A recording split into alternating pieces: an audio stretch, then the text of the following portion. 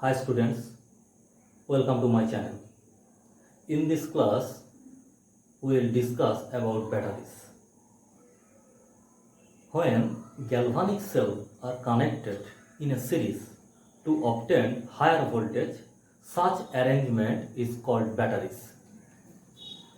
So, when galvanic cells are connected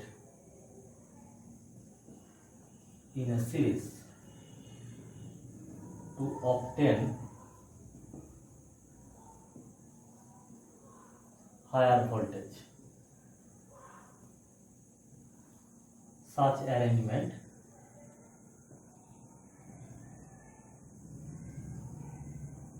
is called battery. Mainly battery দুটো টাইপের হয়, একটা হচ্ছে প্রাইমারি ব্যাটারি এবং একটা secondary battery. So that is primary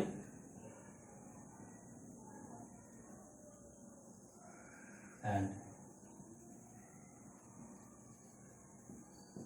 secondary. Primary batteries are those which are one time use, that is not rechargeable. So primary battery one time use, not rechargeable.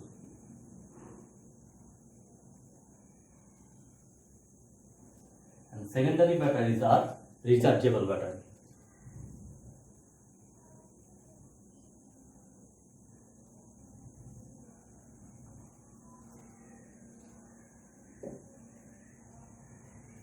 So primary battery কোনগুলো? যেগুলো আমরা torch লাইটের যে battery use করে থাকি, ওয়াচের যে battery use করে থাকি, কিংবা রিস্ট ওয়াচের যে ব্যাটারি ইউজ করে থাকি, এগুলো হলো প্রাইমারি ব্যাটারিজ।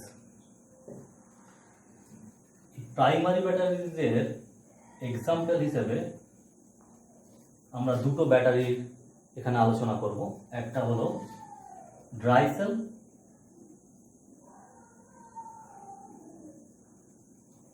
যেটা আরেকটা নাম হচ্ছে লেকল্যান্ড সেল,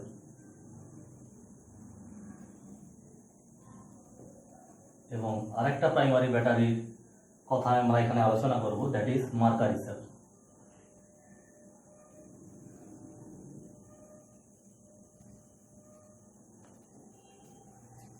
তো এখন আমরা দেখি যে ড্রাই সেল কোনগুলো।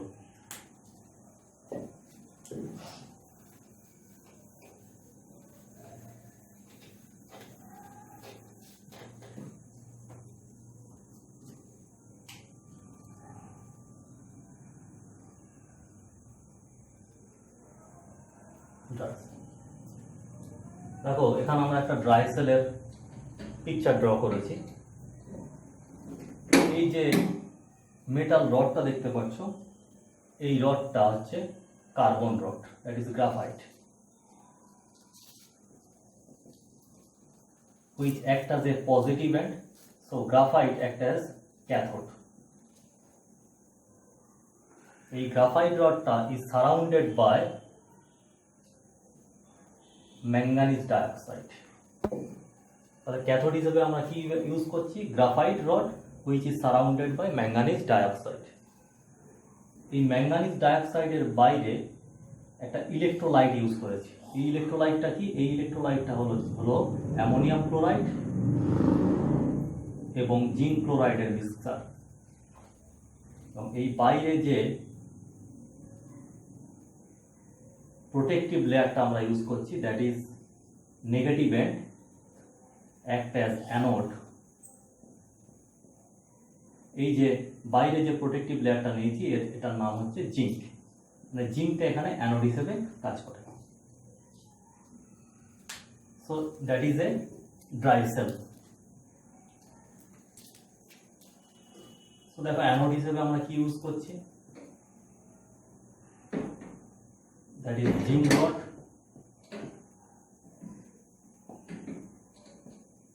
ক্যাথোড হিসেবে graphite surrounded by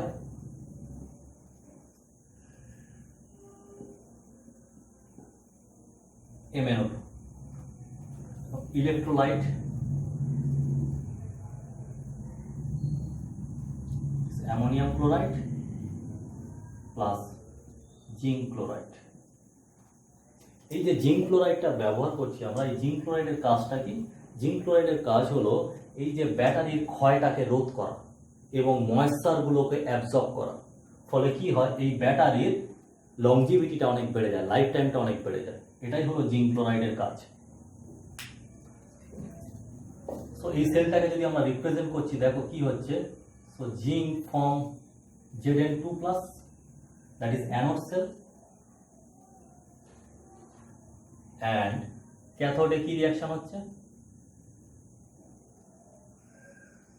MnO2 form MnOOH। এই যে কম্পাউন্ডটা লিখেছি আমরা, এই কম্পাউন্ডটার নাম হচ্ছে ম্যাঙ্গানাইট। এটা একটা মিনারেল, ম্যাঙ্গানিজ অক্সাইড এবং OH এর mixture, that is called manganite, that act as a mineral. So এই হলো কমপ্লিট সেল। আমরা যদি সেল রিঅ্যাকশন লিখতে চাই, সো দেখো সেল রিঅ্যাকশনটা আমরা লিখছি। প্রথমে অক্সিডেশন হাফ সেলটা লিখছি। জিঙ্ক দুটো ইলেকট্রন রিলিজ করে ফর্ম করেছে Zn2+, so that is oxidation, and MnO2 get reduced from MnOOH। তো দেখো এখানে Mn এর অক্সিডেশন নাম্বার +3, এখানে Mn এর অক্সিডেশন নাম্বার +4। সো একটা ইলেকট্রন অ্যাড হয়েছে, ইলেকট্রন অ্যাড হয়েছে মানে দ্যাট ইজ রিডাকশন রিঅ্যাকশন। দেখো এখানে হাইড্রোজেনকে ব্যালেন্স করার জন্য আমরা এখানে একটা H+ আয়ন যোগ করছি। এই H+ আয়নের সোর্স কি? এই যে আমরা অ্যামোনিয়াম ক্লোরাইড ইলেকট্রোলাইটটা ইউজ করেছিলাম, that forms ammonium ion, which is a source of this H+ ion. So complete যে সেল রিঅ্যাকশনটা, সেটা লেখার জন্য আমরা কি করছি, এই ইকুয়েশনটাকে 2 দিয়ে মাল্টিপ্লাই করছি। তাহলে ইলেকট্রন ইলেকট্রন ক্যান্সেল হয়ে যাচ্ছে। So Zn plus 2MnO2 plus 2H+। এখন দেখো যেহেতু এই H+ আয়নের সোর্স হচ্ছে অ্যামোনিয়াম আয়ন, সো আমরা এখানে লিখছি 2 অ্যামোনিয়াম আয়ন। কি ফর্ম করছে? Zn2+ plus 2MnOOH। যেহেতু H+ আয়নের সোর্স হচ্ছে অ্যামোনিয়াম আয়ন, তাহলে অ্যামোনিয়াম আয়ন থেকে H+ আয়ন বেরিয়ে গেলে কি পড়ে থাকছে? Ammonia. So ammonia gas is evolved. So here ammonia gas is evolved. So that is the complete cell reaction of this dry cell. এই যে ড্রাই সেলটা আমরা পড়লাম, এই ড্রাই সেলের যে সেল পোটেনশিয়ালের ভ্যালু ই সেল যেটা, সেটা হয় 1.5 ভোল্ট। এবং এই সেল পোটেনশিয়ালের ভ্যালুটা ফল করে কখন? যখন দ্য সেল গেট ডিসচার্জ। সেলটা যখন ডিসচার্জ হয় তখন এই সেল পোটেনশিয়ালের ভ্যালুটা আস্তে আস্তে কমতে থাকে। এটা হচ্ছে ওয়ান টাইম ইউজ। এই ধরনের সেলগুলোকে আমরা একবার ইউজ করি এবং দ্যাট ইজ নট রিচার্জেবল। এই সেলগুলোকে আর রিচার্জ করা যায় না। যেমন ওয়ালে যে ওয়াচ, সেই ওয়াচের ব্যাটারিটা হলো এই ড্রাই সেল। টর্চের যে ব্যাটারি, সেই টর্চ লাইটের ব্যাটারি হলো that is dry sell. Another example of primary cell is Mercari cell.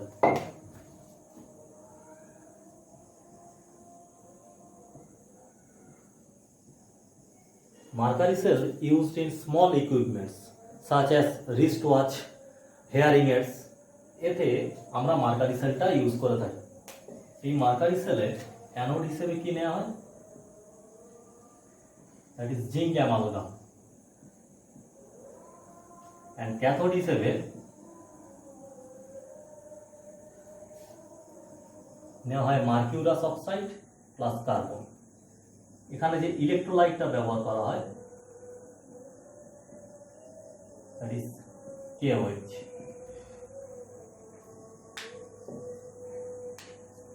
So অ্যানোডে কি রিঅ্যাকশন হচ্ছে?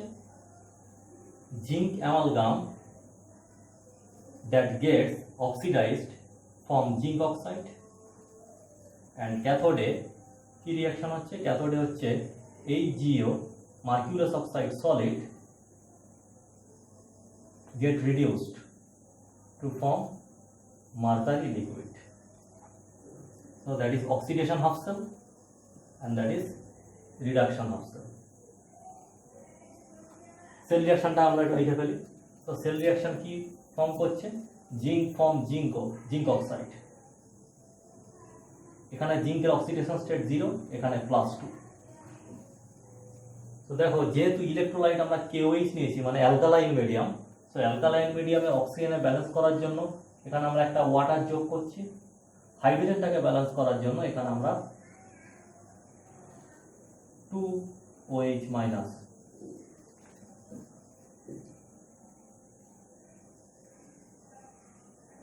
সো চার্জ ব্যালেন্স করে দিই, -2 ইলেকট্রন, 2 ইলেকট্রন বর্জন করছে। ক্যাথোডে কি রিঅ্যাকশন হচ্ছে, ক্যাথোডে HgO that forms H, so অক্সিজেনকে ব্যালেন্স করার জন্য এখানে একটা ওয়াটার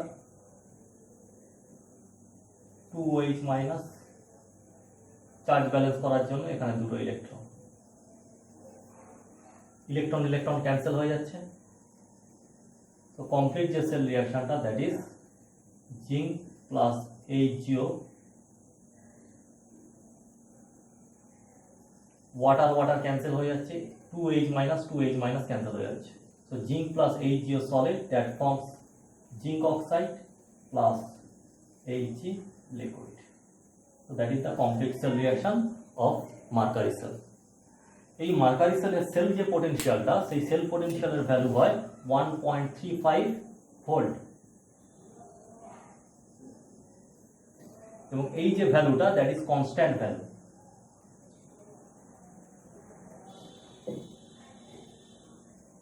যতদিন ব্যাটারির লাইফ থাকে এই সেল পোটেনশিয়ালের ভ্যালুটা কিন্তু 1.35 ভোল্টই থাকে।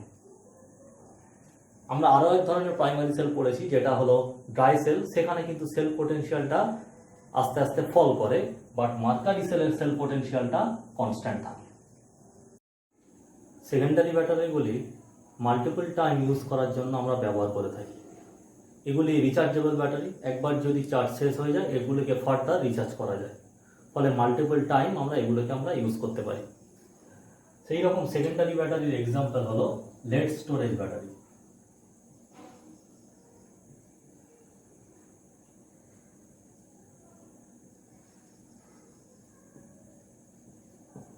নিকেল ক্যাডমিয়াম ব্যাটারি,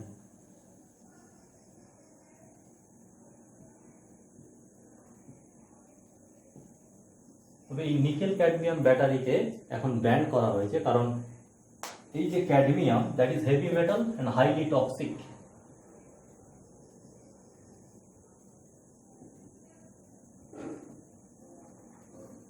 সেই কারণে নিকেল ক্যাডমিয়াম ব্যাটারিকে এখন আর ইউজ করা হয় না। এগুলো আগে ব্যবহার করা হতো পোর্টেবল কম্পিউটারে।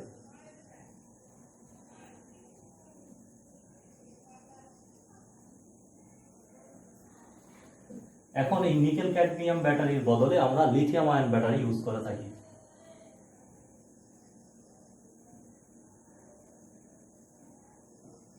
বিভিন্ন ইলেকট্রনিক যে গ্যাজেট গুলো আছে সেখানে এই লিথিয়াম আয়ন ব্যাটারি ইউজ করা হয়, যেমন মোবাইলের ব্যাটারি যেটা ইউজ করি that is lithium ion battery. আমরা এখন এই লেড স্টোরেজ ব্যাটারি সম্পর্কে একটু বিস্তারিত জেনে নেব। লেড স্টোরেজ ব্যাটারিতে অ্যানোড হিসেবে ব্যবহার করা হয় লেড, এবং ক্যাথোডে ইউজ করা হয় লেড ডাইঅক্সাইড। এখানে যে ইলেকট্রোলাইটটা থাকে দ্যাট ইজ 38% H2SO4।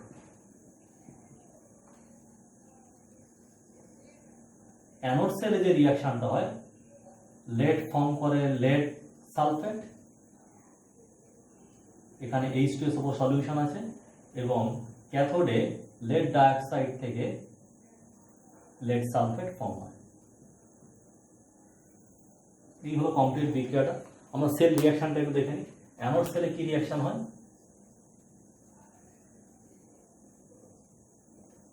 লেড থেকে ফর্ম হয় লেড সালফেট। এই যে লেড সালফেট যে ফর্ম হলো, এই যে সালফেট আয়নটা, এই সালফেট আয়নের যোগান কে দিচ্ছে, সালফেট আয়নটা যোগান দিচ্ছে H2SO4। তো এই রিয়াকশনে আমরা ব্যালেন্স করার জন্য এদিকে একটা সালফেট আয়ন যোগ করে দিলাম এবং চার্জ ব্যালেন্স করার জন্য -2 electron. So in this reaction electron release, so that is oxidation half cell.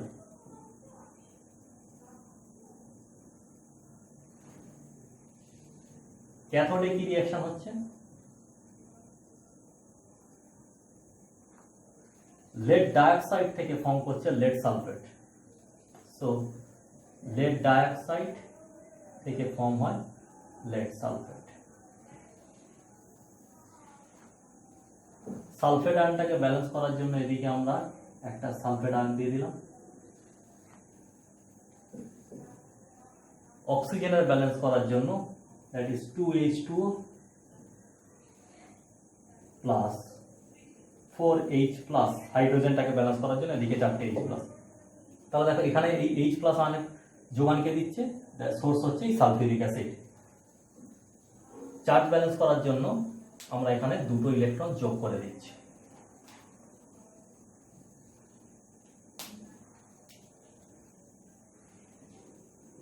So electron electron cancel হয়ে যাচ্ছে। কমপ্লিট যে সেল রিঅ্যাকশনটা পাচ্ছি সেটা কি হলো, তাহলে lead plus lead dioxide plus, দেখো এখানে 4টে H প্লাস আছে, দুটো সালফেট আছে, এইটা মিলে কি হচ্ছে 2 সালফিউরিক অ্যাসিড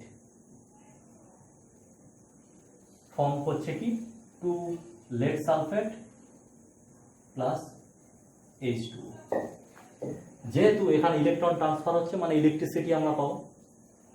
এই রিঅ্যাকশনে কি হচ্ছে, সালফিউরিক অ্যাসিডটা কনজিউমড হয়ে যাচ্ছে।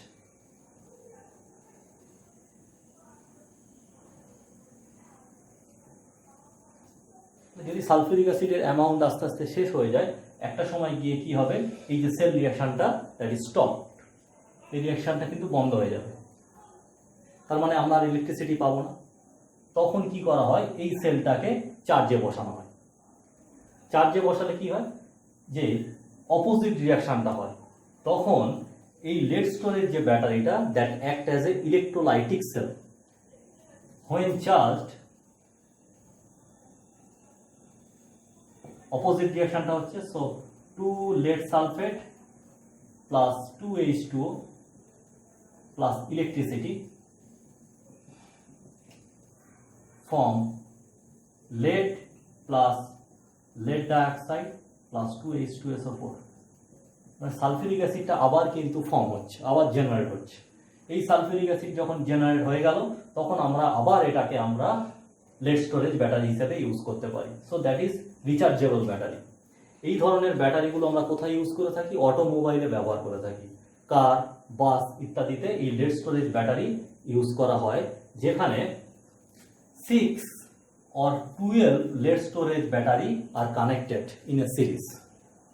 এবং এই lead storage ব্যাটারির যে E cell ভ্যালু, এটা নিয়ারলি ইকুয়ালস টু 2 ভোল্ট হয়, 2 ভোল্টের কাছাকাছি সেল পোটেনশিয়াল হয়। So that is called lead storage battery. Nickel cadmium ব্যাটারিতে এর E যে সেলটা দ্যাট ইজ 1.2 ভোল্টের কাছাকাছি হয়। আমরা আরো এক ধরনের সেল সম্পর্কে একটু জানবো, that is called fuel sell.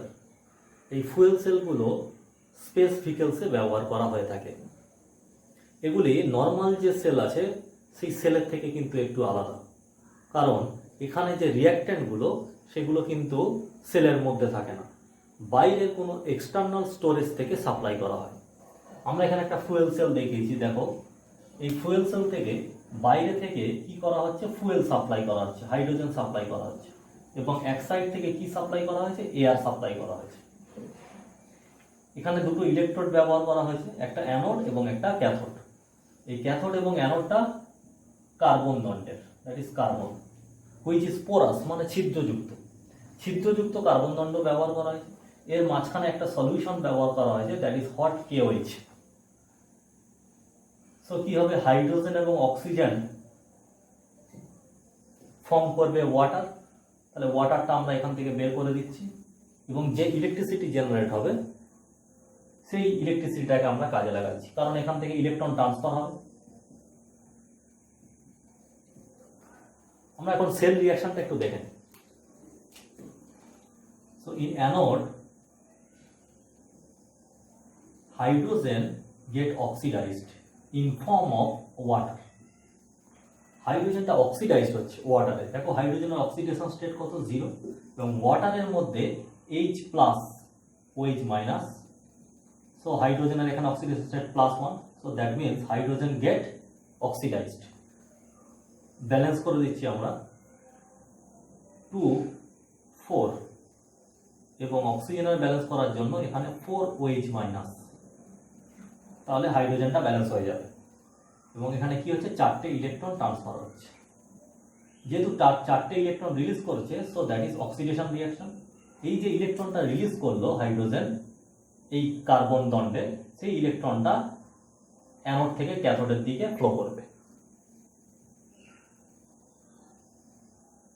Cathode reaction.